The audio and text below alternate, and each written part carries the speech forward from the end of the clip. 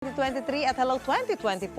Manifesting na tayo for another good year. Tumataas na rin ang presyo ng mga pampaswerte at kahit prutas, totoo ho yan. Pero ngayong gabi, we got you dahil may ilang gamit sa bahay na kailangan lang ayusin, makaka-attract na ng swerte. Ito, panoorin nyo mabuti. At para dyan, makakasama natin ang Feng Shui Consultant na si Master Michael De Mesa. Magandang gabi, Master Michael! Yes, magandang gabi, Ma'am Susan. And Happy New Year. Welcome sa Dapat Alam Mo, Michael. Master Michael, una muna, ano ba ang general outlook natin ngayong 2024?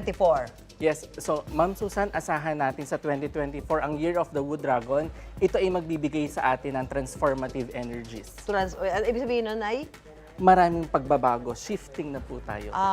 Okay. Siyempre, Master, gusto nating ma-attract yung positive energy o yung swerte sa bahay natin. Pero gusto rin natin makatipid, di ba? Kahit pa paano, galing sa gasto sa Pasko, di ba? May ilang gamit sa bahay ang pwede daw nating gamitin para mas maging maswerte ang pagsalubong sa bagong taon, di ba? Master Michael, ano ba yun? Yung gaya itong nasa harap natin. Yes, so maaari tayong gumawa ng prosperity bowl, Ma'am Susan. Nang hindi gagastos masyado. Nasa bahay lang. Yes, yes. Yun. So Okay. meron tayong bigas, meron tayong 12 pieces of egg, meron tayong 1 piece of orange, perang papel at ang ampaw.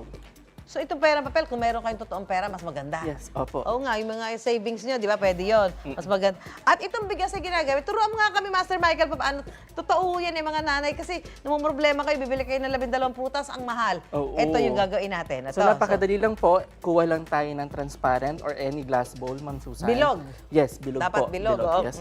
Maglagay tayo ng bigas. Ito ay sumisimbolo ng abundance or Oo nga, kaunlaran. oo.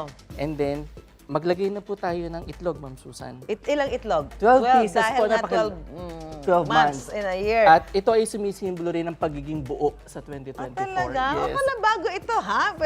Pwede pa lang itlog. Akala ko So, ma'am, try mo na parang din, ma'am. pang ano lang to. Akala ko pang sunny side up lang ang itlog, Oo. di ba? Yan, So, paikot lang po. Ay, Lagyan nako, natin, Ma'am yung pagitan, Susan. baka hindi magkasya. Hindi pwedeng sumobra sa 12. Opo, kailangan 12 lang po. 12 lang. 4, 8, 12. Ayan, baka Yes. pagka mabasag. So, nakapalibot lang siya. Oy, Kaloy, Anjo, panoorin niyo mabuti to para Oo hindi nga. masyado magastos.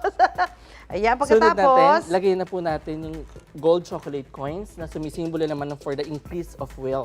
sa pagitan. Sa pagitan, ng mga, yes. mga itlog. Ayun. Ay, ilagay. Ang dali lang, ha? Opo. At saka napakasimple lang. Hindi masyadong magastos, di ba? Hindi kayo masyadong mamumroblema. So, sa pagitan, Sa ito pagitan ay lang. sumisimbolo ito ng Master Michael ng kasaganaan. Yes. Yun.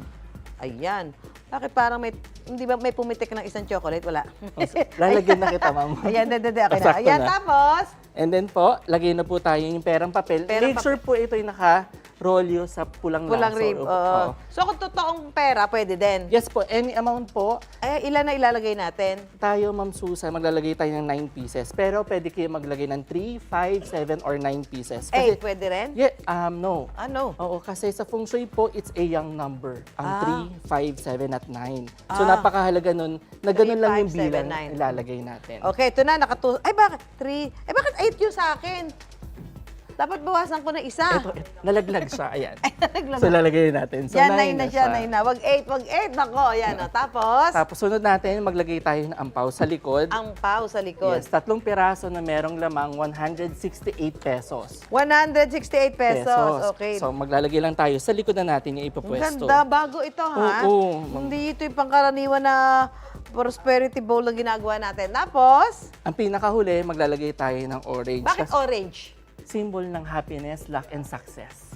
Okay. So, So, yun yung pinakahuli natin. happiness. Ayan. Yun. Ay, pwede ka na iuwi ito.